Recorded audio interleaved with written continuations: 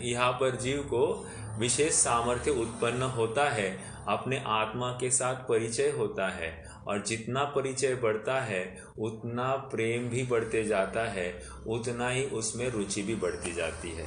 हमने सामायिक के स्थान की चर्चा की, एकांत स्थान की बात है। आप अगर मोक्ष माया प्रकाशक में चर्चा पेज नंबर 259 वहाँ पर अगर देखते हो तो वहाँ पर स्पष्ट पंडित साहब ने कहा है कि देखो तत्व विचार की महिमा। वहाँ पर एक एक बात समझने के लिए वो पहले समझता है, मतलब सम्यक तो पूर्वक मिथ्या दृष्टि।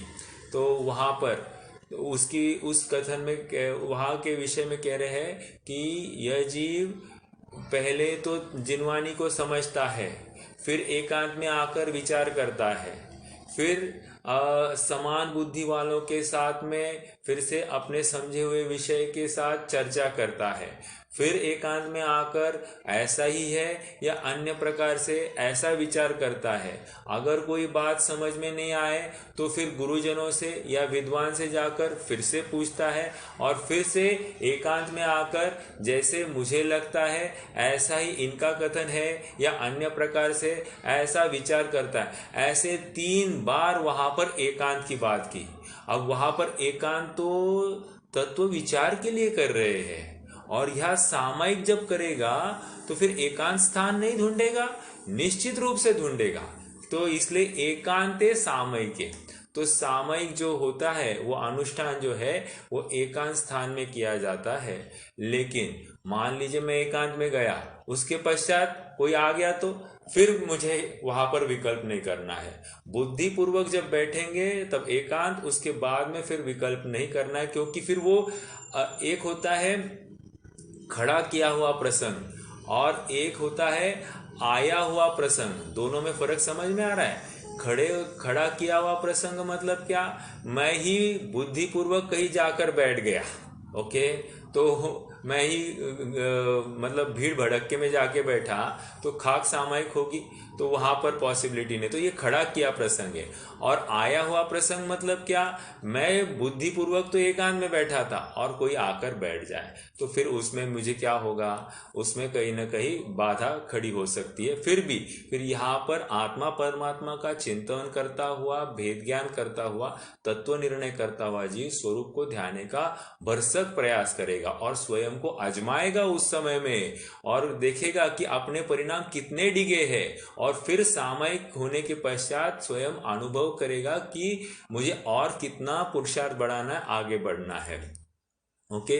दूसरी बात यह है कि मान लीजिए सामयिक यह जीव अभ्यास के स्तर पर, अभ्यास करने के स्तर पर रजाई ओढ़कर करे या फिर मच्छरदानी के अंदर करे, ये अभ्यास के स्तर पर हो सकता है। लेकिन जब प्रतिमा की बात आती है तो उस समय में ये मच्छरदानी रजाई वजाई में कुछ नहीं बैठेगा, ये पूरा खुले मैदान में आकर बैठेगा। क्यों? क्योंकि अब तो परीक्षा करनी है स्वयं की, अब आगे बढ़ना है भाई साहब, इनको तो अब मुनि बनना है। तो जिसको मुनि बनना है वो मच्छरदानी में बैठकर सामायिक करने का कोई प्रयास नहीं करेगा, या रजाई ओढ़कर, बहुत ठंड है तो रजाई में अपने कंबल में डाल देगा स्वयं को और फिर सामायिक करेगा और बोलेगा मैं शुद्ध हूँ, मैं बुद्ध हूँ, मुझे कोई ठंड लगती नहीं, मुझे कोई गर्मी होती नहीं। ऐसा तत्व चिंतन करे, इसमें दम नहीं है। ये चिंतन तो अभ्यास के स्तर पर कर सकता है, लेकिन सामायिक वाला जीव नहीं कर सकता है। क्यों? कहाँ से समझिए बात? शीतोष्ण दंश मशक, तो वहां पर 22% सहन करने की बात कहते हैं। तो वहां पर वो शीत उष्णता आदि को सहन करना है, तो ये पहले सहन करेगा कि नहीं? देखो, इसलिए कोई कहे कि आप मुनि होकर दिखाओ, तो कह रहे हैं कि मुनि होकर क्या दिखाना, हम घर में रहकर भी यहाँ पर देखो सम्यक दृष्टि जीव ये परिचय जयी होने का अभ्यास कर रहा है। तो है कि नहीं है किसी अपेक्षा परिचय जयी? इनको चेलोप सृष्ट मुनि रिवर, ये मतलब जिसने शरीर के ऊपर उपसर्गी मुनि के समान ऐसा यह जीव भाषित होता है, जिसको बाकी सब पाप आरंभ और परिग्रह का त्याग हुआ दिखाई देता है, तो निश्चित रूप से ये मुनि के समान है। तो उसमें अंतर ही क्या करेंगे? करने जैसा अंतर ही नहीं है। तो इस प्रकार यहाँ पर बात आई कि ये जीव उपसर्ग आदि को भी सहन करता है, शीत उष्ण दंश मशक आदि सब उसमें लगा लेना।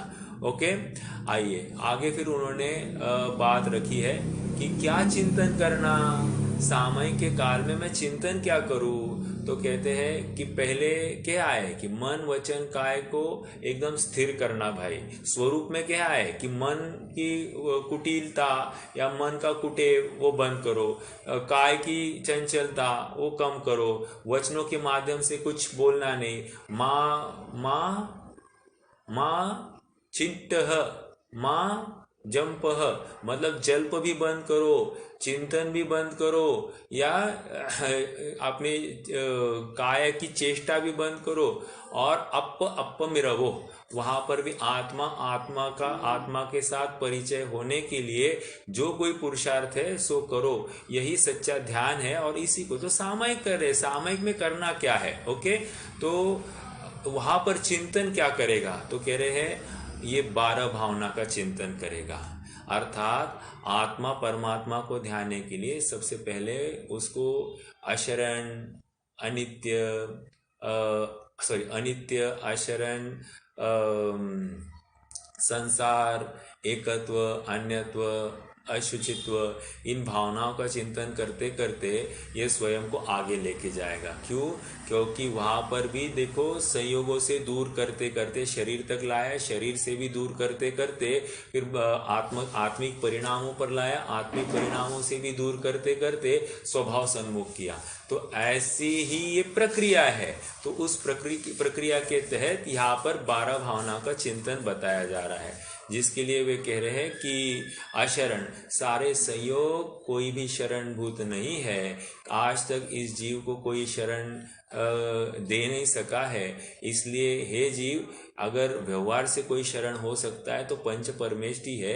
वे भी उनका स्वरूप कैसे उन्होंने व्यक्त किया है, प्रकट किया है, इतना निर्णय करने के लिए उनके पास देखना। पश्चात तुम्हें अपने आप में ही झांक कर देखना, क्योंकि तुम्हारा आत्मा ही सर्व प्रकार से शरण रूप है। क्योंकि आज तक जितने भी समाधान प्राप्त हुए हैं सब आत्मा के आश्रय से यथार्थ समाधान मिलते हैं, और जहाँ पर का आश्रय होता है वहाँ पर समाधान यथार्थ नहीं होता है, उसमें कुछ भी हीनादिकता पाई जा सकती है। तो अशरणम अशुभम अनित्यम, ये शरीर आदि जो परद्रव्य है ये अशुभ है, अनित्य है, अत्यंत दुखरूप है, अनात्मा है। और इसीलिए कह रहे हैं कि मोक्ष से विपरीत है, मोक्षस्तद विपरीतात् ध्यायन्तु सामयिके। तो ऐसा हमको सामयिक काल में ध्याना है कि ये मेरे जो परद्रव्य संबंधी जो परिणाम है वे भी पर के खाते में, परद्रव्य तो पर है ही, लेकिन परद्रव्य संबंधी जो मेरे भाव है, पर भावों को भी पर के खाते में डालकर उनसे भेद ज्ञान कराने का यत्न यहाँ पर सामयिक के काल में होता है। क्योंकि आज ये प्रयास न करे, ये दिन भर ऐसा ये अभी छोटा सा यत्न न करे तो ये वो जो परम उत्कृष्ट अवस्था है वो भी नहीं प्राप्त कर सकता है। इसलिए मैं हमेशा कभी भी चर्चा होती है तो सभी अपने से जो जुड़े हैं सबसे मैं एक निवेदन रखता हूँ कि भले अभ्यास के स्तर पर हो, दिन में हमको समय निकालना चाहिए। एक बार निकालो, 2 बार निकालो, और बस बैठे रहो एक स्थान पर और चिंतन करो। हमने कैसे चिंतन करना, स्टार्टिंग में शुरू में बस हमने जो पढ़ा है ना उसी चीज को याद करना। देखो ये शुरू की प्रक्रिया। फिर याद कितने दिन करना, अरे याद करना भी विकल्प है, पर की ही याद होती है और फिर वहाँ आत्मा का कोई भान नहीं रहता है। इसलिए फिर उस विकल्प को तोड़ते हुए उसको आत्मा के साथ जोड़ने का प्रयास करना।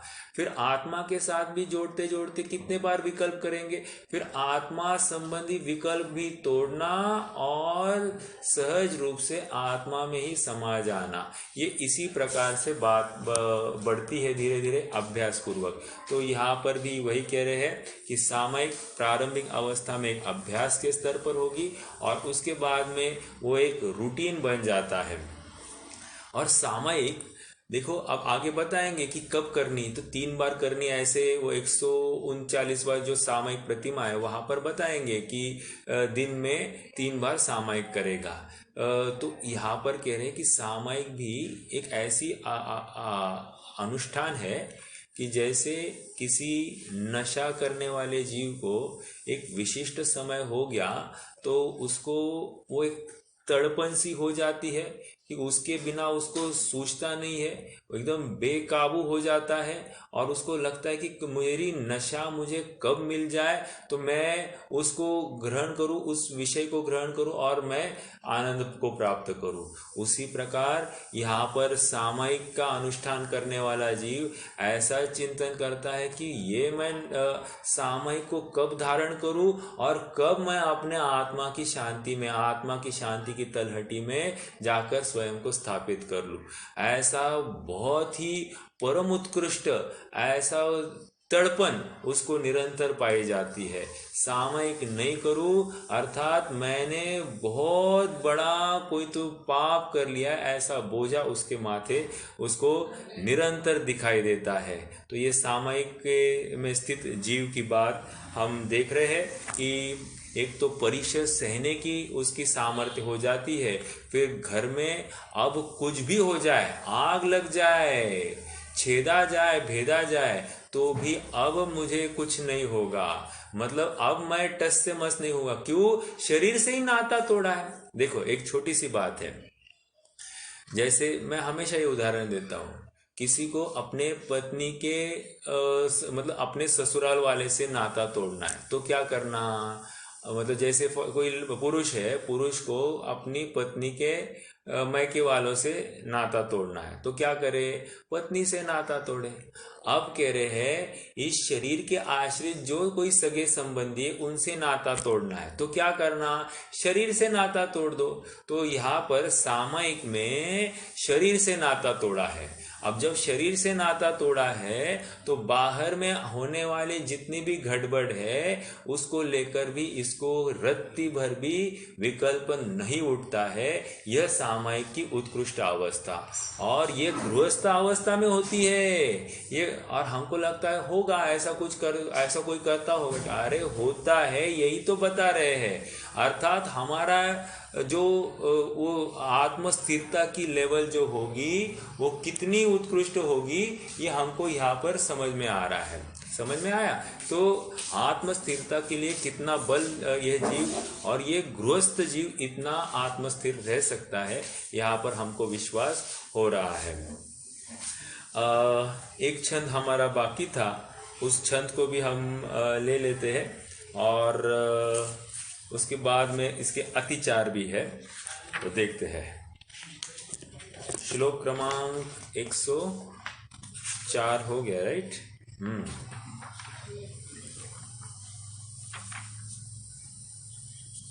105 है अभी। हाँ, वाक्कायम, अभी यह अतिचार बताने वाला श्लोक है, ठीक है?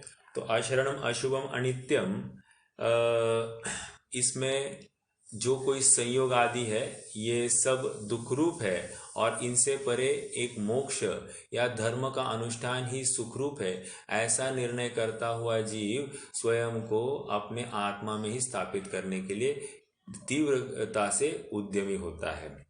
अब यहाँ पर सामयिक के अतिचार कह रहे हैं। आप थोड़ा सा नोटिस करोगे कि जो जो स्वरूप की बातें बताई थी वे ही बातें अगर नहीं फॉलो करे तो उसको अतिचार में लिया जाएगा। हम फिर से एक बार कोरिलेट करने की कोशिश करेंगे, पहले के जो श्लोक हुए और ये जो अतिचार का श्लोक है इसको कोरिलेट करने की कोशिश करेंगे तो हम बिल्कुल ये पाएंगे। देखो पढ़ते हैं। वाक्काय मानसानां दुःप्रणिधानान्यनादरा स्मरणे सामयिकस्यातिगमा व्यज्यन्ते पंचभावेन। फिर से, वाक्काय मानसानां दुःप्रणिधानान्यनादरा स्मरणे सामायिकस्यातिगमा व्यज्यन्ते पंचभावेन। देखो संधि देखते पहले एक बार। वाक काय मानसानाम, ओके। दूसरा दुष्प्रणिधान, दुष्प्रणिधान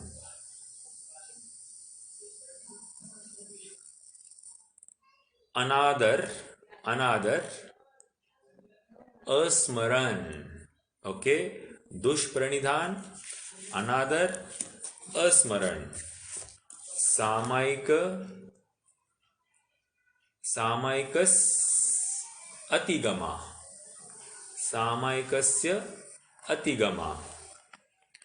व्यज्यन्ते, व्यज्यन्ते पंचभावेन, व्यज्यन्ते पंचभावेन। देखो क्या कह रहे हैं। वाक मतलब वचन, काय मतलब काय, मानस मतलब मन, मन वचन काय, इनका क्या दुष्प्रणिधान, मतलब वचन का दुष्प्रणिधान, काय का दुष्प्रणिधान और मन का दुष्प्रणिधान। क्या हो गया, इनके माध्यम से क्या हो सकता है कि कोई दोष, दुष्प्रणिधान मतलब कोई अनादर की जैसी स्थिति हो सकती है, ठीक है। दुष्प्रणिधान अर्थात वहां पर, एक मिनट, यहां पर क्या दिया है, चलायमान होना, मन वचन काय के माध्यम से चलायमान हुआ, ओके। आगे अनादर, अनादर मतलब सामायिक का अनादर करना, सामायिक का अनादर करना, ये क्या है, अतिचार कह रहे हैं। या फिर अस्मरण, अस्मरण सामायिक के बारे में भूल जाना, स्मरण ही नहीं होना, अस्मरण। तो ये 5 चीजें हो गई। वचन का दुष्प्रणिधान, काय का दुष्प्रणिधान और मन का दुष्प्रणिधान, इनके माध्यम से एक बात, 3 बातें हो गई। आगे अर्थात चलायमान होना, उसके बाद में अनादर करना सामायिक का, या स्मरण ही मतलब विस्मरण हो जाना, ये 5 चीजें क्या हो गए, सामायिक के अतिचार हो गए। अब आप नोट करोगे कि श्लोक नंबर 100 नंबर का श्लोक है मेरे ख्याल से, है ना, या 99, हाँ बराबर 100 नंबर, व्यापार वैमनस्यात्, है ना। तो वहां पर भी क्या कहा था, व्यापार मतलब काय की कुचेष्टा और विमनस्य अर्थात मन की कुचेष्टा, उसको निवृत्ति होना। व्यापार वैमनस्यात् विनिवृत्त्या, वहां पर भी कहा था 100 नंबर के श्लोक में। वहां पर क्या कह रहे थे, सामायिक में कैसे परिणाम होगा, कैसे बैठेगा, वो स्वरूप बता रहे थे। और यहाँ पर ये बता रहे कि सामायिक के अतिचार क्या होते हैं, क्योंकि सामायिक के अतिचार ये टालने योग्य और स्वरूप में प्रवृत्ति करने योग्य।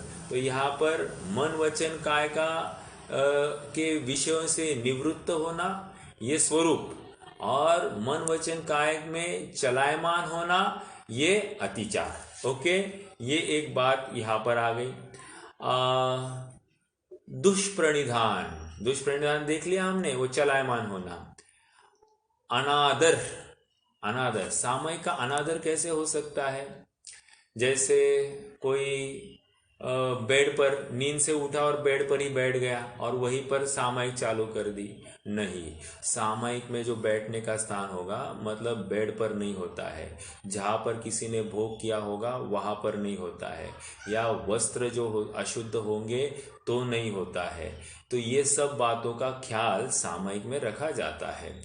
तो देखो बहिरंग परिणाम तो लिए जा रहे हैं, समझना क्या है, जीव के अंतरंग परिणामों की स्थिरता।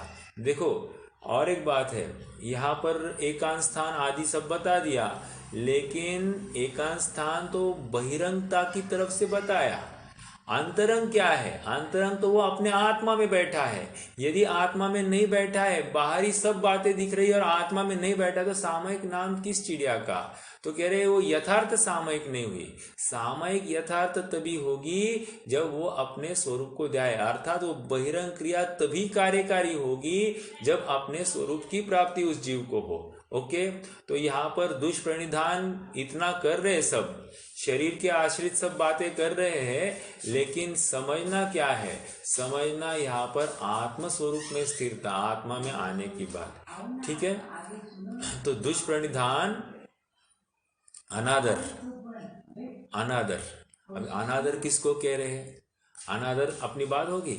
अब अस्मरण मतलब यहाँ प्रमादी होकर बैठना नहीं है, आलसी होकर बैठना नहीं। कोई उठता है और बस ऐसा ही बैठता है और कहता है कि मैं आत्मा को ध्यान रहा हूँ। अरे ऐसा नहीं चलता है। वहाँ एकदम आपकी शरीर की जो चेष्टा है या वहाँ पर प्रवृत्ति है, वो भी उतनी ही क्या कहे, उत्तेजित आप है, या आप सचमुच उसको ध्याने के लिए हर्षित हो रहे हैं, ये आपकी बॉडी लैंग्वेज दिखाई देनी चाहिए। जैसे हमारे पास कोई आ जाए और हम ऐसे ही मलूल होकर बैठे, तो सामने वाला भाप लेगा, अगर चतुर होगा तो भाप लेगा, तो कहेगा इनको शायद हमारा आना जचा नहीं।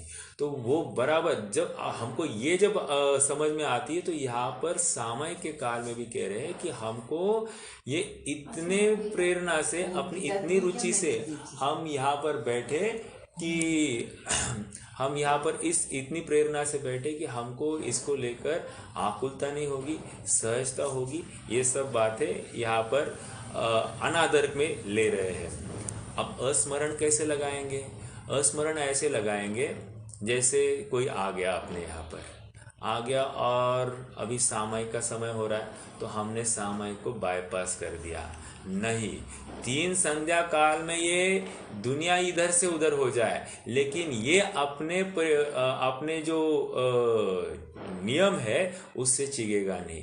सामयिक का काल अर्थात 3 संधि काल ये कभी भी नहीं छोड़ता, फिर वो यात्रा में हो या कहीं पर भी हो। देखो ना, अब बाहर देखते अपन मुसलमान लोग, देखो अब आप झेलम में जाइए। झेलम में जब भी हमारा काफ़ी बार प्रसंग हुआ कि हम झेलम से जाते थे, तो वो बराबर दौड़ में ना 6 बजे रुकती है, तो 6 बजे 6 सवा 6 वहाँ दौड़ में रुकती है ना, वहाँ पर आप देखना किसी बोगी में कहीं ना कहीं या बोगी के बाहर प्लेटफॉर्म पर वो मुसलमान लोग आते, चद्दर डालते और नमाज अदा करते। तो कितनी उनकी समर्पण है। तो मैं उनकी कोई पेशकश नहीं कर रहा हूँ, मैं तो उस बुद्धि की, वहाँ वो जो वृत्ति है, उस वृत्ति को ही आपके सामने उजागर कर रहा हूँ। हमारे में उतनी कट्टरता है कि हम ऐसे समर्पित है इस सामयिक के अनुष्ठान के लिए, या धर्म के नाम पर जो कोई क्रिया का अवलंबन हो रहा है, क्या उसके लिए हमारा इतना ही समर्पण है? हमको अपना आत्म परीक्षण करना है, क्योंकि आत्म परीक्षण करे बिना हम में कोई कमी है, इसका विश्वास या निर्णय हमारा कब होगा? नहीं होगा। इसीलिए यहाँ पर अस्मरणे, और अस्मरणे का अर्थ क्या लेंगे? जैसे मान लीजिए कि सामयिक में 3 आवर्त और 4 दंडक दे रहे हैं। व्हाट इज 3 आवर्त और 4 दंडक? तो कह रहे हैं कि प्रत्येक दिशा में वो 3 आवर्त देता है मन वचन काय के माध्यम से, और वहाँ पर एक गवासन में दंडक देता है। दंडक मतलब गवासन में नमस्कार करता है हर दिशा में। किसको नमस्कार करेगा? तो यहाँ के जितने भी कृत्रिम अकृत्रिम चैत्यालय है, उसमें विराजमान जो जिनबिंब है, 3 कम 9 कोटि मुनिराजों को वो हर दिशाओं में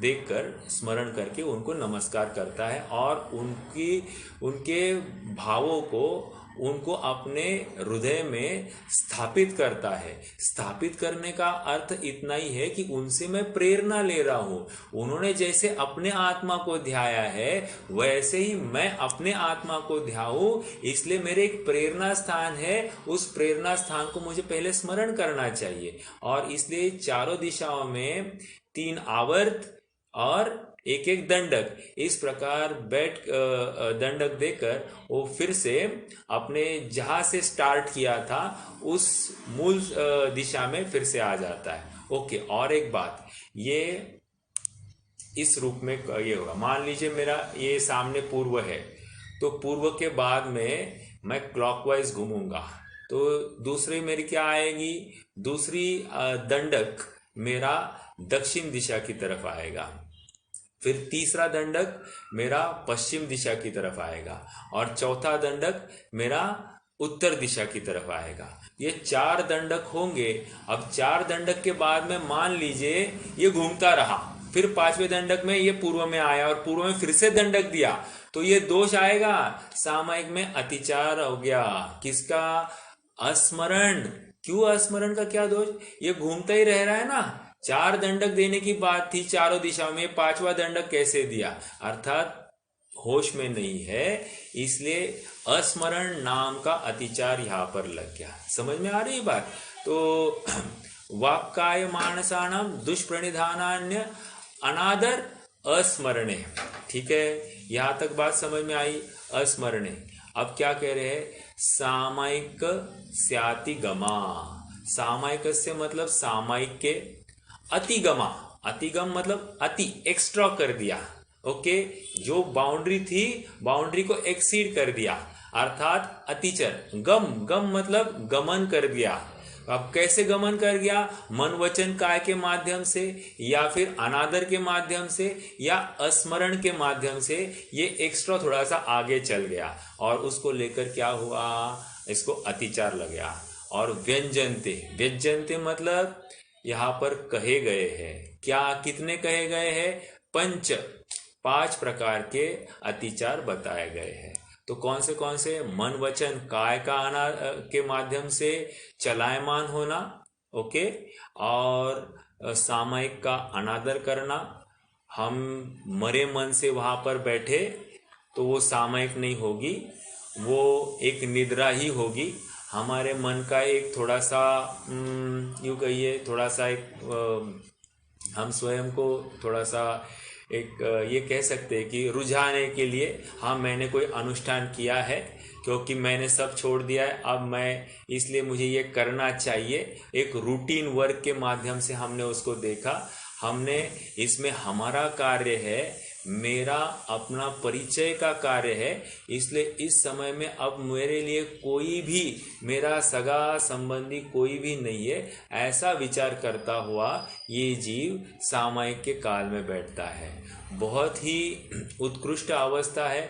और देखिए ये 3 संधि कालों में ही सामायिक बताई है, इसका भी लॉजिक है। जैसे आप भगवान की वाणी कब खिरती है?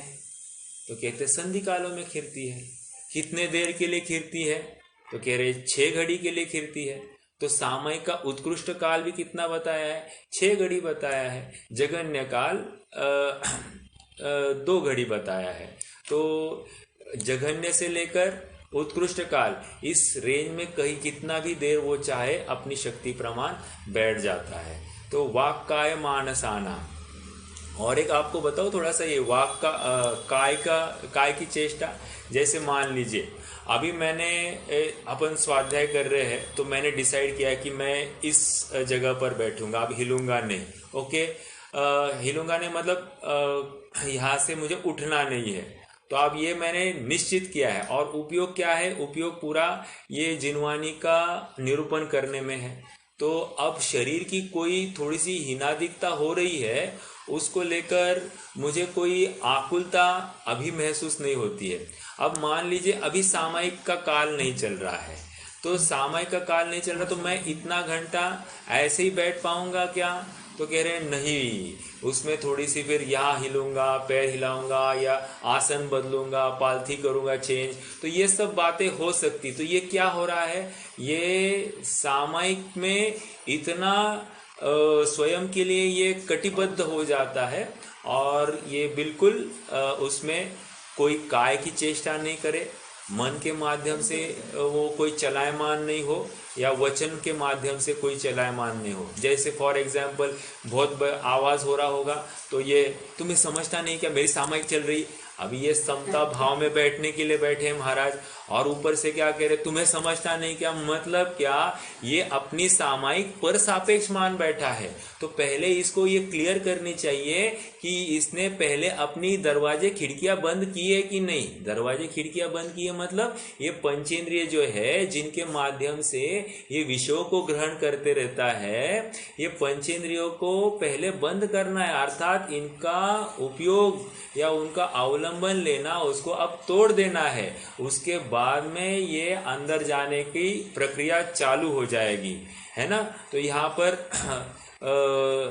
ग्राम, अपने ग्राम जो है, अर्थात ग्राम इन द सेंस GRAM ग्राम नहीं, ये जो इंद्रिया या करण मतलब इंद्रिया रूपी ग्राम है, इनको पहले बंद करना और बंद करके फिर अंदर जाने की चेष्टा हो सकती है। इसलिए वाक, काय और मानसाना, ओके। तो इनके माध्यम से ये जीव स्वयं को पहले एक एनकैप्सुलेट करता है। अभी आ रहा है ना कोई, कौन सा बबल कहते हैं वो कोरोना से बचने के लिए, बायो बबल कह रहे हैं ना, तो उसमें वो बायो बबल में कोरोना नहीं आता है। अब वो मुझे ज़्यादा उसमें आइडिया नहीं है, जो कुछ होगा मैं तो अनुमानित बोल दिया। तो उसमें क्या एनकैप्सुलेट किया है कि इस बबल के अंदर होगा तो उसको कोरोना नहीं होगा। तो ऐसे ही यहाँ पर है, ये बबल के अंदर है, अर्थात मन वचन काय आदि का सबका निरोध हो गया है, तो इसको बाहर के विषय नहीं सताएंगे, ये अपने स्वरूप में स्थित हो जाएगा, इसकी सामयिक परफेक्ट हो जाएगी। समझ में आया। तो ये वाक्काय मानसानम दुष्प्रणिधान अनादर अस्मरणे सामयिकस्य अतिगमा व्यज्यन्ते पंच भावेन। तो ये सामयिक की चर्चा आई है और इसमें सामयिक प्रतिमा में भी बताएंगे कि वे 3 दंडवत तो बात आई ही गई, 3 आवर्त और 4 दंडक, तो ये तो बात आ गई। गवासन में नमस्कार होता है, अर्थात अष्टांग नमस्कार होता है, ये याद रखना।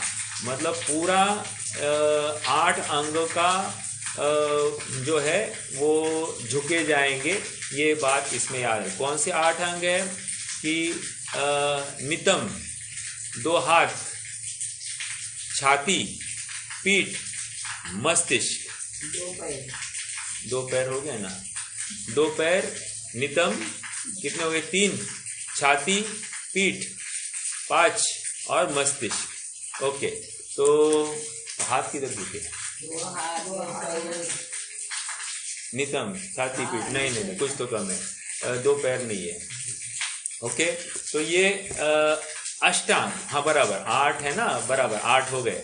2 हाथ, 2 पैर, नितम, पीठ, छाती और सर, ओके। ये 8 अंग झुके जाएंगे। देखो अपने यहाँ पर दंडक है लेकिन साष्टांग दंडक नहीं है। साष्टांग मतलब क्या, पूरा ऐसा एकदम सोकर ऐसा करते हैं ना, ऐसा दंडक की प्रावधान नहीं है अपने यहाँ पर। यहाँ अपने यहाँ पर गवासन में दंडक की बात है, ओके। गवासन यह अहिंसा का प्रतीक है और उसी माध्यम से यहाँ पर दंडक दिया जाता है, ओके। तो दंडक हो गया और थोस्सामी का पाठ का उच्चारण होता है, अर्थात पंच परमेष्टि 24 तीर्थंकरों को वहां पर स्मरण किया गया है। अब उसमें भी वो पाठ पढ़ते समय में भी अगर इस जीव का भूलन सी हो जाए तो ये अस्मरण नामक या अस्मरण नाम का अतिचार वहां पर भी लग जाएगा। समझ में आ रहा है, ये भी अस्मरण नामक दोष बताया गया है, ओके। अब मान लीजिए अनादर करना है, और एक बताओ अनादर का। मान लीजिए एकदम से कोई आ गया या हमको बहुत गड़बड़ हो गई है उठने की, तो क्या करेंगे, मान लीजिए सामयिक को फिर से यथार्थ रूप से यथावत जो स्टार्टिंग में हमने जो 3 आवर्त और 4 दंडक दिए थे उसी क्रम से फिर से उनको 3 ये करना है और फिर मूल फिर से जिस दिशा में बैठे थे उस दिशा में फिर से आकर एक कायोत्सर्ग देना है और कायोत्सर्ग के बाद में फिर सामयिक पारनी है। अर्थात कायोत्सर्ग के माध्यम से ये भावना भानी कि सामयिक के काल में जो कोई मन की चंचलता या व्यग्रता बनी होगी, और इसलिए फिर से अपने आत्म स्वरूप को ध्याने का वहां पर भी यत्न होता है। 9 नमोकार मंत्र प्रमाण वो कायक सर्ग होता है। तो उसके बाद ही सामयिक की विधि पूर्ण होती है। अब मान लीजिए इसमें एक ही नमस्कार किया और उठ गया, नहीं चलेगा। ओके, तो ये भी एक दोष आ जाएगा, अनादर में चला जाएगा। अब एक प्रश्न फिर से खड़ा हो सकता है, क्या खड़ा हो सकता है कि सामयिक जो है वो रात्रि में कैसे करता होगा? क्यों? क्योंकि रात्रि में जीव तो दिखाई नहीं देते होंगे। फॉर एग्जाम्पल अभी ये व्रती जीव है, ये लाइट वाइट जलाकर तो सामयिक नहीं करेगा। रात्रि का मेरा कहने का तात्पर्य ये है कि सुबह का संधि काल है, प्रकाश इतना नहीं आया है, तो उसको जीव राशि नहीं दिखाई देगी। या बहुत वर्षा ऋतु है, पानी बरस रहा है, तो उसमें भी उसको बादलों की वजह से अंधेरा सा दिखाई दे, तो उस काल में वो कैसे दंडक आदि देगा? तो उस काल में फिर भावों के माध्यम से प्रावधान है, ये थोड़ा सा नोट करना। या फिर मुनिराज भी रात्रि में जो सामयिक करते हैं, क्या वे दंडक देते होंगे? नहीं, दंडक नहीं दिया जा सकता। क्यों? जीव इतने हैं, इतनी प्रचुर मात्रा में, और संधि कालों में विशेष जीवों का प्रादुर्भाव होता है, क्योंकि वो संक्रमण का काल है ना। तो संक्रमण के काल में जीव राशि की उत्पत्ति ज्यादा मानी गई है। ये हर मतांतर में ये बात स्वीकृत है। जैसे आपको बताओ, अभी मान लीजिए सूर्य ग्रहण है, तो सूर्य ग्रहण में तो अन्य मत वाले भी मानते, खाना नहीं, पीना नहीं, कोई कार्य करने नहीं, सब मानते हैं। तो ये क्यों है? उल्टा नहाते हैं। क्यों? हमारे देवता के ऊपर उपसर्ग आया ऐसा कहकर वे मातम मना रहे, इसलिए इसी का प्रतीक है कि वो खाते पीते नहीं है। समझ में आया? और दूसरी बात, वहां पर संक्रमण का भी काल होता है, इसलिए भी ये सब बातें कोई महत्वपूर्ण कार्य हो तो उस काल में नहीं किया जाता है। तो मैं तो वहां की बात कर दी, लेकिन मुझे मूल कहना है कि सामयिक का काल, संधि काल अर्थात संक्रमण का काल, इसमें विशेष जीव उत्पत्ति होती है, इसलिए यत्ना भी पलनी चाहिए। करने जा रहे सामयिक जहाँ पर अहिंसा के अनुष्ठान की मुख्यता है और कर बैठे हिंसा, ये विरोधाभास भाषित होता है, तो उतना विवेक भी वह जीव रखेगा और उसके अनुसार ही प्रवृत्ति करेगा। ठीक है, तो 3 बार सामयिक की तो बात है, लेकिन अगर अवसर आए तो और बार भी कर सकता है, कोई बड़ी बात नहीं। ठीक है, तो ये सामयिक के नामक शिक्षाव्रत की चर्चा हुई है हमारी। सामयिक नामक शिक्षाव्रत के माध्यम से हमको ये समझाया जा रहा है कि ये अब मुनि होने के लिए बिल्कुल अब चरम सीमा तक आ गया है, बिल्कुल अब तैयारी कर रहा है। अब परिस आदि उपसर्ग सहन करने का जहाँ पर सामर्थ्य खड़ा कर रहा है, शरीर से पूरा नाता तोड़ने की बात कर रहा है, अर्थात यह मैं नहीं हूँ ऐसी दृढ़ निश्चय के साथ में आगे ये बैठा है। तो निश्चित रूप से अब ये कुछ ही काल में अब अपने मुनि रूपी अवस्था को प्राप्त करने वाला है। ओके, तो ये 105 नंबर का श्लोक। और एक अपन थोड़ा सा 102 में भी कुछ बिंदु था क्या? नहीं, 101 में देखो फिर। हाँ, 103 में देखो, 103 में देखो, अंतिम शब्द देखो, अधिकुर्वीर अनचल योगा। अनचल योग मतलब वहां पर भी अचल रहेगा। ठीक है, तो अनचल योग कहकर फिर से मन वचन काय का दुष्प्रणिधान ही वहां पर समझना चाहिए। तो कोरिलेट कर रहे, एक में स्वरूप बताया, 103 आदि में स्वरूप बताया है, और यहाँ पर अतिचार बता रहे हैं। तो दोनों आस्ति नास्ति परक ये बात चल रही है। ओके, और एक बात है, प्रसन्न धिया वहां पर कहा एक जगह पर, और यहाँ पर कह रहे हैं कि क्या है यहाँ पर बात? अनादर। अब प्रसन्न चित्त से नहीं करेगा तो अनादर ही हो गई है बात। तो एक प्रकार से अस्ति और नास्ति दोनों प्रकार से उन्होंने बात को रखा है कि जब कह रहे हैं कि प्रसन्न दिया अर्थात दूसरे, अभी हम देखो कोर्ट में जाते हैं, ये मात्र इतना स्टेटमेंट करने में क्या हर्जा है कि मैं जो कुछ कहूंगा सत्य कहूंगा। क्या प्रॉब्लम है?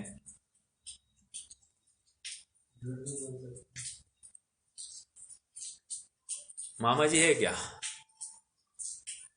आज मामा जी नहीं है। हाँ, मामा जी आज उधर है। ठीक है। तो मैं ये कह रहा हूं, मात्र इतना कहने में क्या तकलीफ है? वहां पर झूठ नहीं कहूंगा ये कहा, ये तो मैं सत्य कहूंगा, मुझे इतना ही सत्य मालूम है। या झूठ वाली बात मैं बोलूं, मतलब वो झूठ भी हो सकती है, ऐसा सत्य मुझे मालूम है। तो क्या तकलीफ है? बहुत बड़ी तकलीफ है। तो इसलिए कह रहे सत्य भी कहूंगा और झूठ भी नहीं कहूंगा। ये दोनों बातें, आस्तिपरक और नास्तिपरक, ये दोनों प्रकार से वहां पर निरूपण किया जाता है। उसी प्रकार यहाँ पर भी आस्तिपरक क्या करना है और नास्तिपरक क्या नहीं करना है, दोनों प्रकार से इस बात को पुष्ट किया जा रहा है और जीव को बराबर उस पर्टिकुलर अनुष्ठान में सिद्ध किया जा रहा है, जिससे उसके भावना बढ़ते हुए वो अपने आत्म सन्मुख हो।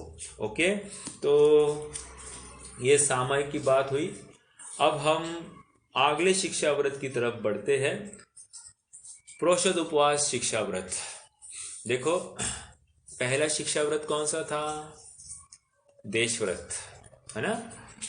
दूसरा कौन सा था? तो कह रहे सामायिक व्रत। अब तीसरा प्रोषद उपवास। अब यहाँ पर भी क्रमिक विकास है, समझना आप। जैसे देश व्रत में क्या क्या क्या हुआ था कि जो कोई देश की सीमा, दिग्व्रत में जो सीमा बांधी थी, उसको यहाँ पर और सीमित किया। जैसे मैंने दिग्व्रत में 10 किलोमीटर का क्षेत्र का परिमाण किया था, अब मैं यहाँ पर 1 किलोमीटर का क्षेत्र का परिमाण कर रहा हूँ। तो इसमें क्या हुआ कि मैंने अपने उपयोग को 1 किलोमीटर की एरिया में ही सीमित कर दिया। तो बहुत सारा सीमित हुआ कि नहीं? मतलब 1 किलोमीटर के बाहर लगभग 9 किलोमीटर सभी दिशाओं में मैं स्वयं को सीमित कर रहा हूँ। कितने अपनी मन वचन काय की व्यग्रता को मैंने स्थिर करने में वहां पर पुरुषार्थ किया है, निश्चित रूप से कार्यकारी हुआ है। फिर अब उसके आगे एक कदम आगे बढ़कर सामयिक में ये बता रहे हैं कि सामयिक में मात्र 2x2 का जो क्षेत्र है उतना ही तो क्षेत्र का परिमाण है, उसके बाहर तो अब कुछ है ही नहीं। सामयिक में घर भी नहीं है, जहां पर खड़ा है वो भी मैं नहीं हूं, वो क्षेत्र भी मेरा नहीं है, लेकिन जो क्षेत्र का अवलंबन है वो उतने ही क्षेत्र का तो परिमाण है, उसके बाहर तो सब कुछ छूट गया है। ओके, तो सामयिक में भी ये हुआ है। लेकिन क्या हुआ है सामयिक में? 2 घड़ी के लिए हुआ है, राइट। तो यहां पर कह रहे अब प्रोषद में क्या करेगा? प्रोषद में ये अब विशेष पुरुषार्थ बढ़ाने के हेतु ये ज्यादा समय अपना स्वयं के लिए व्यतीत होए, इसके लिए ये क्या कर रहा है? ये अब प्रोषद के माध्यम से स्वयं को और स्ट्रांग बना रहा है। देखो, जैसे बहुत बार होता है ना कि आपस में किसी का मेल मिलाप नहीं होता है, तो उनको कहता है कि तुम थोड़ा सा घूम कर आओ, दो मतलब साथ साथ समय बिताओ। पति पत्नी में कभी अनबन होती तो कहते हैं उनको, एक काम करो, तुम थोड़ा सा एक दूसरे के लिए समय दो, अपने अपने में कुछ होगा तो थोड़ा सा ये करो। तो व्हाट इज दैट? वो भी आपस को समझने के लिए है। वैसे ही यहाँ पर कह रहे हैं कि जो प्रोषद उपवास है, ये आत्मा के बारे में और दृढ़ता लाने के लिए समय निकालना है, एक बात। या फिर जो विषय कषाय है, व्यापार आदि या जो आरंभ के अनुष्ठान है, इसमें जो अपनत्व भाव है उसको तोड़ने के लिए भी तुम यहाँ पर आओ। तो सहज ही रूप से क्या होगा कि वहां तुम नहीं रहोगे तो अपने आप विकल्प नहीं रहेंगे, और अब विकल्प नहीं रहेंगे तो सहज ही तुम्हें अपने आत्मा के अलावा अन्य किसको ध्याओगे? किसी को नहीं ध्याओगे, और वही उसका फल है। तो 2 अपेक्षाओं से यहाँ पर प्रोषद उपवास की बात रखी जाएगी। अपन एक बार वो छंद को पढ़ते हैं और फिर विषय को और समझते हैं। 106 नंबर का छंद है। पर्वण्यष्टम्यांच ज्ञातव्य प्रोषधोपवासस्तु चतुरव्यवहार्याणां प्रत्याख्यानं सदेच्छाभि। एक बार और पढ़ेंगे। पर्वण्यष्टम्याञ्च ज्ञातव्यः प्रोषदोपवासस्तु चतुरव्यवहार्याणां प्रत्याख्यानं सदेच्छाभिः। अब देखो इसकी जरा संधि देखते हैं। पर्व अष्टम्याम मतलब पर्व और अष्टमी, पर्वाण लिखा है यहाँ पर और अष्टम्याम किया है, ठीक है। संधि करने के बाद में ऐसा हो रहा है, लेकिन इजी वर्ड्स में समझने के लिए पर्व एक शब्द है और अष्टमी एक शब्द है। दूसरा च ये और का प्रतीक है, पर्व और अष्टमी ऐसे लगाएंगे। ज्ञातव्य प्रोषद उपवासस्तु, प्रोषद उपवास अस्तु। चतुरभ्य वहार्याणाम, अभ्य वहार्याणाम ऐसे लेंगे, अभ्य वहार्याणाम। प्रत्याख्यानम सदेच्छाभि, सदा इच्छा भी, ऐसी संधि होगी, सदा इच्छा भी। प्रत्याख्यानम मतलब हम सब जानते हैं, प्रत्याख्यान मतलब त्याग। सदेच्छा भी सदा इच्छा रखता है, अर्थात त्याग की सदा इच्छा रखता है। मतलब भले ही वो त्याग नहीं करता हो, लेकिन निरंतर भावना किसकी कर रहा है? प्रोषद उपवास आदि की। अब क्या है ये प्रोषद उपवास, देखते थोड़ा सा समझते।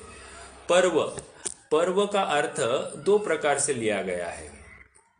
एक तो अर्थ ऐसे लेना है कि अष्टमी आदि पर्व, ओके। हमने अभी एक पर्व मनाया, हमने श्रुत पंचमी को मनाया है ना, वो तात्कालिक पर्व है। और एक पर्व होता है त्रिकाल पर्व। क्या फर्क है तात्कालिक और त्रिकाल में? तात्कालिक मतलब एक पर्टिकुलर काल में ही मनाया जाता है, ओके, या किसी विशिष्ट क्षेत्र में ही मनाया जा रहा है, सर्व जगह पर नहीं मनाया जाता है, तो तात्कालिक और तत्क्षेत्रीय संबंधी बात हो गई।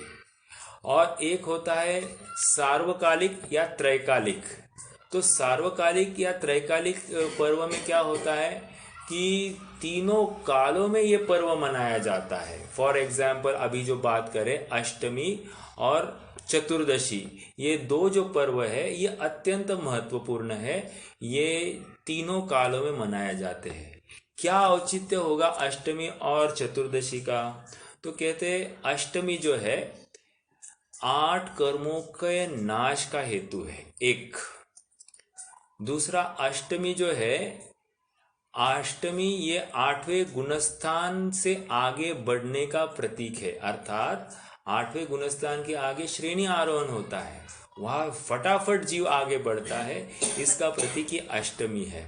और इसलिए अष्टमी ये पर्व की महत्ता बताई गई है विद्वानों द्वारा। दूसरा चतुर्दशी अर्थात 14 गुणस्थान है, और इनको पार करता हुआ जीव सिद्ध अवस्था को प्राप्त होता है, इसलिए ये पूर्णता का प्रतीक है।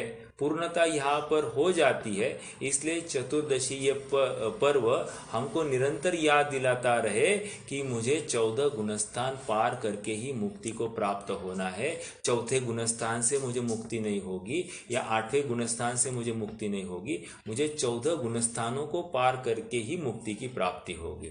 तो ये पर्व की चर्चा हमने की। और कौन से पर्व है? त्रिकाल पर्व। वैसे बढ़ते हुए पहले बताऊं कि अष्टानिका पर्व जो है या दशलक्षण धर्म पर्व है, ये भी त्रिकाल पर्व है, ओके। तो त्रिकाल में ये स्थायी पर्व है, ये उस तिथि को मनाए ही जाते हैं। वहाँ हमारे यहाँ भले ही नहीं मनाए जाते हो, लेकिन किसी न किसी क्षेत्र में मनाए जाते हैं। मनाने तो हर क्षेत्र में चाहिए और हर काल में मनाए जाते हैं, ओके। तो पर्व की बात हो गई, ये एक अपेक्षा हुई है, ओके। पर्व का अर्थ हमने जो तात्कालिक पर्व है और त्रिकाल पर्व है उस रूप में इसको पर्व का अर्थ किया। दूसरा अर्थ, यहाँ पर पर्व का अर्थ चतुर्दशी ही कर रहे हैं। ओके, पर्व का अर्थ यहाँ पर चतुर्दशी ही कर रहे हैं। कहाँ से लाया? क्योंकि आगे उन्होंने अष्टमी कह दिया ना, तो इसका मतलब और एक है ना चतुर्दशी, तो चतुर्दशी मतलब पर्व, ऐसा भी अर्थ किया जाता है।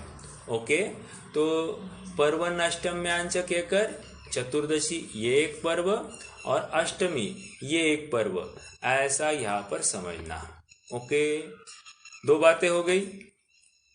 आगे ज्ञातव्य। ज्ञातव्य मतलब जानना चाहिए। अष्टमी और चतुर्दशी के दिन प्रोषद उपवास या ये पर्व के दिन है ऐसा जानो, ये बताएंगे। या फिर और आगे क्या कह रहे, प्रोषद उपवास अस्तु। प्रोषद उपवास, प्रोषद उपवास मतलब प्रोषद उपवास नामक शिक्षा व्रत होता है। ओके, आगे क्या कह रहे हैं, इस दिन क्या करना, ये तो कौन से डेट को होता है या कौन से तिथि को होता है प्रोषद उपवास, विशेष रूप से ये बात आ गई। लेकिन उस दिन पर करना क्या, तो अब उसके आगे बता रहे हैं। चतुरभ्यवहार्याणाम, आहार्याणाम, आहार, आहार का क्या करेंगे, चतुरभ्य मतलब 4 प्रकार के आहार का।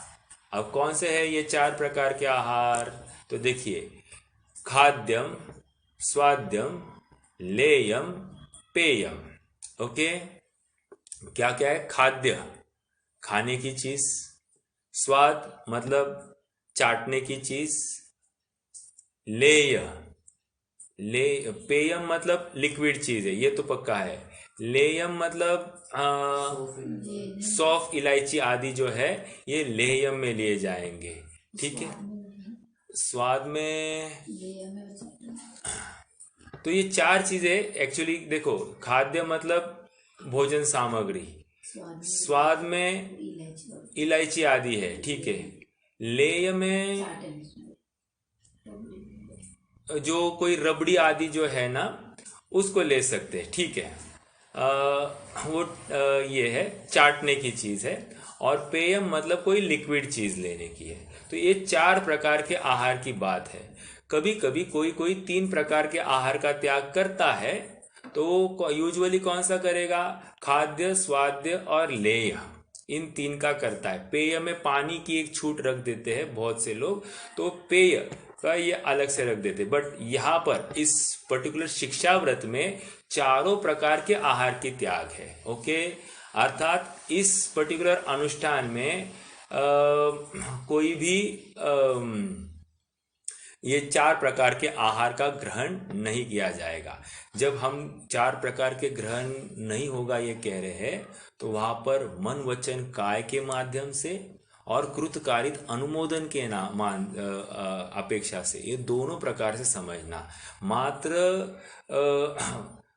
मन वचन काय और कृत इतना ही नहीं समझना, कारित और अनुमोदन भी समझना। ठीक है, मान लीजिए मैं प्रोषद उपवास कर रहा हूं और विचार करो मेरे लड़के ने आज भोजन तो समय पर किया होगा कि नहीं, क्या मालूम उसकी तबीयत ठीक नहीं थी, आदि आदि जो कुछ है खत्म, ये प्रोषद उपवास का ये दोष आ जाएगा, वो कार्यकारी नहीं होगा। अर्थात जिस प्रयोजन से यह जो क्रिया या क्रिया का अवलंबन बताया जा रहा है वो फलित नहीं होने वाला है, ये बात यहाँ पर आ रही है। चतुरभ्यवहार्याणाम मतलब 4 प्रकार के। हाँ बोलिए। ये लेप हो गया, मलम हो गया, ये भी तो इसमें किसमें लेंगे फिर? हाँ जी, उसको नहीं, देखो वैसे मलम आदि जो है ना वो आहार की बात ली नहीं है। यहाँ पर जितने भी डायरेक्टली मुख मार्ग से लेने की बातें हैं उनकी बात यहाँ पर आई है। अब प्रश्न फिर से खड़ा होगा कि लेप ये भी तो एक आहार है, तो फिर या फिर बॉडी की मसाज आदि है तेल के माध्यम से या किसी के माध्यम से, ये भी आहार है, या फिर धूप आदि भी लेने के लिए बैठे, ये भी तो एक आहार है। और उसमें यदि इष्टपना हो तो वो तो बात रही ही नहीं। देखो, आप थोड़ा सा, आपने जो प्रश्न खड़ा किया अच्छा प्रश्न है, वो इसमें अगर विचार करे तो ये जीव क्या कर रहा है, शरीर के प्रति का मोह ममत्व का त्याग करने के लिए उद्यमी हुआ है। तो फिर ऐसा जीव लेप लगाकर मैं शुद्ध हूं मैं बुद्ध हूं ऐसा भेद ज्ञान करने के लिए बैठेगा क्या? अगर उसने ऐसा इस स्तर का कोई मान लीजिए सरदर्द है और बाम लगाया और बैठा है मैं शुद्ध हूं मैं बुद्ध हूं, तो कार्यकारी तो दिखाई नहीं दे रहा है। तो लॉजिकली बात यह है कि बाहर के जितने लेप है उनको यहाँ पर गृहित ही नहीं, वो तो एक्सपेक्टेड है कि वो लगाएगा ही नहीं, वो करेगा ही नहीं, ये तो एक्सपेक्टेड है। जैसे आपको बताओ, उपवास धारण करने वाला है जीव, उपवास धारण करेगा तो वेरी नेचुरल कि जिस समय में हमारी भोजन का समय होता है उस समय अगर भोजन नहीं जाए तो उतनी एसिड की मात्रा या जो कुछ उसको वो पाचक स्त्राव होते हैं, केमिकल जो स्त्राव होना है वो तो होने वाला है, तो उस समय में एसिडिटी बढ़ जाएगी। एसिडिटी बढ़ेगी तो अपने आप सरदर्द आदि सब चालू हो जाता है। अब ये प्रक्रिया में भी इसको भेद ज्ञान करके शरीर से अपनत्व तोड़ना, ये शरीर मैं हुई नहीं, जिसमें हुआ है वो मेरे पड़ोसी के घर में हुआ है, मुझ में कुछ हुआ नहीं है, ऐसा निर्णय, ऐसी धारणा, ऐसी श्रद्धा करके ही ये आगे बढ़ा है। जो कुछ होगा होगा, अरे शरीर छेदा जाए भेदा जाए, हम अभी तो देख आए हैं कि जब सामयिक के काल में शीतोष्ण दंश मशक कह रहे, अर्थात सब छेदना भेदना आग लग जाए तो भी उठना नहीं है, तो प्रोषद उपवास के काल में भी ये नहीं करेगा। समझ में आ रहा है? तो जब अभी इस निचली भूमिका में भी इतना पुरुषार्थ कर रहा है तो ऊपर की भूमिका में अपने आप छूट ही गया है। समझ में आ रहा है? जैसे आगे बढ़ने हैं हमको, जहां पर वैयावृत्ति के नाम पर जो कोई क्रियाकांड चलता है वो कहाँ तक युक्त है, इसका हमको विचार करना चाहिए, क्योंकि यह स्पष्ट बात आ रही है कि प्रोषद उपवास के काल में चारों आहार का त्याग हो गया है और अन्य बातें जो है उसमें तो आती ही नहीं है। तो आगे की बात कहा, क्यों सामयिक व्रत में ही छूट गई, सामयिक व्रत में ही वहां पर सब छूट गया, प्रोषद में फिर वो कैरी फॉरवर्ड नहीं होगी। और यहाँ का एक नियम समझना, जो पहले छोड़ आए हैं उसको आगे ग्रहण करेंगे, ये लॉजिक नहीं है। जो पहले छोड़ आए हैं आगे भी वो छूटा ही है, ऐसा समझना चाहिए। हाँ, कंडीशंस अप्लाई। जैसे आप कोई कहेगा कि जैसे क्षेत्र का परिमाण किया था अब मुनि होने के बाद में क्या है, तो वो चीजें यहाँ पर अप्लाई नहीं होती है। जो योग्य है, जो लगा सकते वही लगाना है, जो नहीं लगा सकते वो लगाना नहीं है। ओके, तो ये प्रत्याख्यान अर्थात त्याग करता है और हमेशा प्रोषद उपवास की इच्छा रखता है। इसकी चर्चा हम और कल विस्तार से आगे बढ़ाएंगे। आज के लिए रुकते हैं। और कोई प्रश्न है तो बता सकते हैं, नहीं तो जिनवानी स्तुति करेंगे।